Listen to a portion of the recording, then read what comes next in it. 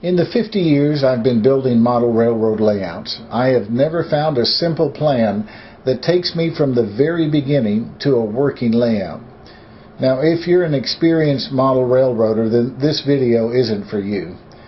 But if you're looking for something to get you started in this great hobby, then I want to share the basics that will help you get a working layout on your first try. I'm beginning a layout to walk you through the steps. This is a 12 by 4 layout I've built in a storage room I have in my backyard. I built the platform out of plywood and used large shelving brackets to anchor it to the wall. That way I have all of the storage space underneath. I like to put a layer of insulation board on top so that I can glue down the track precisely using regular pins. The foam board comes in 4 by 8 sheets at any hardware store and is relatively inexpensive. If you're going to start with a larger set, be careful that you can reach the track in case cars are derailed. Any space you can't reach would be a great place for scenery to make your layout look better.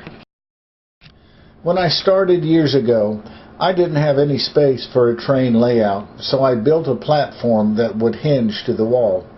That way I could take it down to work on it or raise it up to put a car in the garage.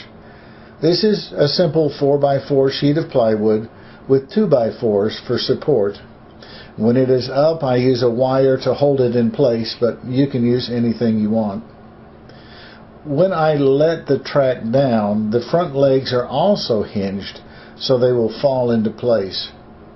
Since I'm working with N-gauge, you can see that there is plenty of space on the platform to do a lot of different things. One plus to this kind of layout is the easy access you will have to all of the track from all 3 sides.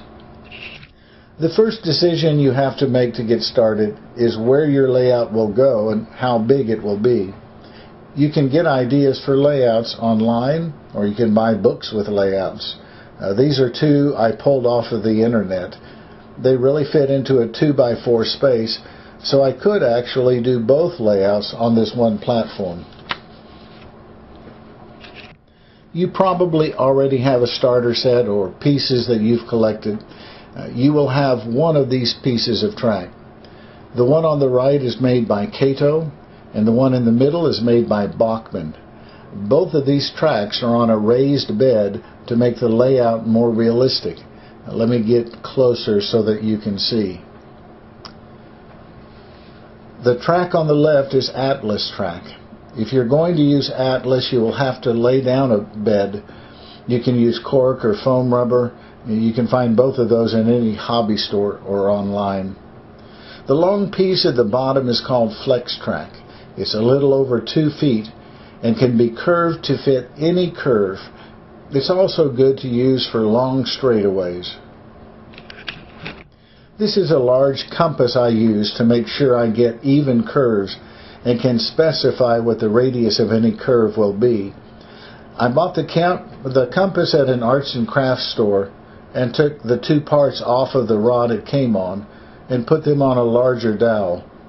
If you have foam board, then it will be easy to put your pin in place and draw uniform curves. Well, this is enough information to get you started. Plan your layout and build your platform.